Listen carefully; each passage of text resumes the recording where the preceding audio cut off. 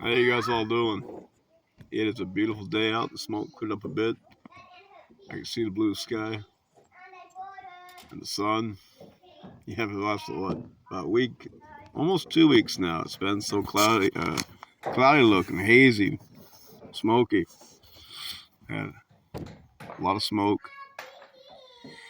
Well, I'm on the last level of the building that I'm building for the base of a windmill tower. Now, from this section, well, the top of this section is going to be the base for the windmill, smaller windmill tower I'm going to build on top. And I'm still not quite sure how I'm going to do this, but this building will get me up at close to 30 foot off the ground, which will give me an advantage. I don't have to build as big a tower. You know, we have a lot of wind here. It blows pretty good most of the time. There'll be days it won't, but a lot of times what I've seen is I think wind power is a better option here than solar. Because in the summer, we get both, but in the winter, we only have wind. Yes, this method of building I've never really done before until I built this building next to it, the barn. So what I'm doing is I'm just taking pieces of wood, 4x6s, and splicing them together to make longer pieces. I mean, I couldn't saw a log this long, and I think the way it looks to me, I can get them spliced almost just as strong as if they were one piece.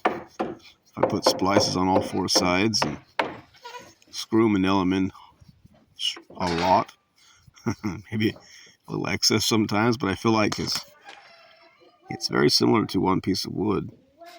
And I mean, this is an experiment, so we'll find out what happens.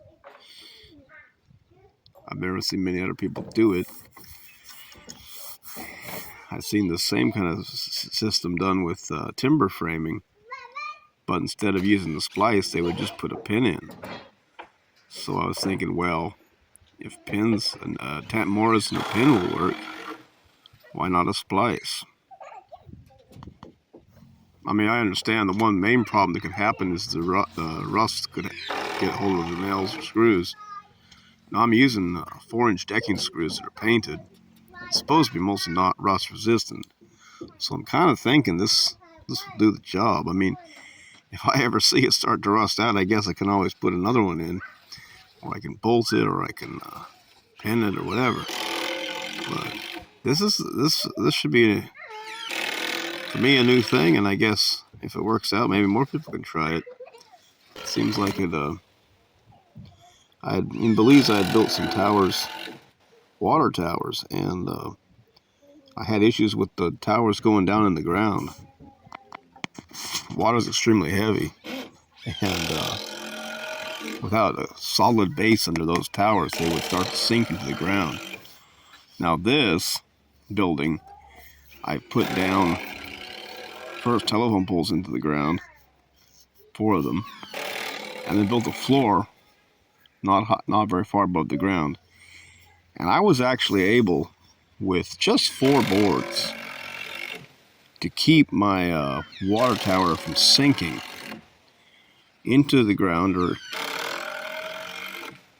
by putting boards on the bottom of the tower legs and putting boards under that, which put pressure onto the whole of the ground under the tower. And if it wasn't on an angle, it didn't sink. But I would advise anybody who's building a water tower, just put some good layer of concrete and rocks under it and build it up. Otherwise, you're going to have issues. Now, with this building, I don't think it's going to be that heavy just with the lumber on it and the tower. So we'll see. I mean, if it starts to sink, I'll have to deal with it. I'm hoping I can build it sturdy enough and tied together enough with splicing, and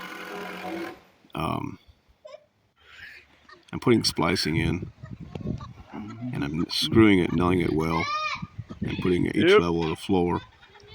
And each floor is being sheeted, and I'll put sheeting on the outside. So hopefully it'll be a self-contained structure. I'm working on the 3rd floor right now, and by the time of this video, I finished, started on the fourth floor. Yeah, it's quite a process, and it uses quite a bit of lumber, so hopefully this is going to work, and I'll be able to have a windmill that can charge batteries, produce some electricity, and also maybe run some tools if it's strong enough. I mean, if it's not strong enough, I'll just use it to run generators. I'm hoping to have a system where I can set up belts to run my generators by belt drive. I'm not going to have the generator up on the windmill. Keep it inside. And I want to make a windmill that has a lot of power, but not really so much speed. And I decided I'll probably do it like the Dutch. I'll have to turn it by hand to the wind. But there's a plus side to that. And at first I was thinking, well, why they don't do it the Danes? The Danes have a little, another little wind tail that catches the wind and turns the windmill into the wind.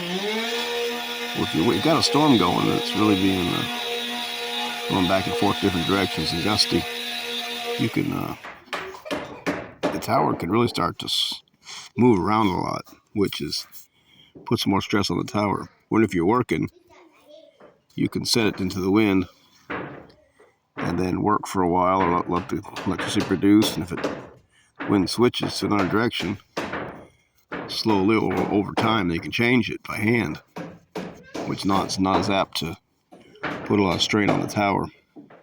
And I think the idea of having a belt-driven electric system or generating system should be easier for the generators also, not being up in the air in the weather, getting exposed.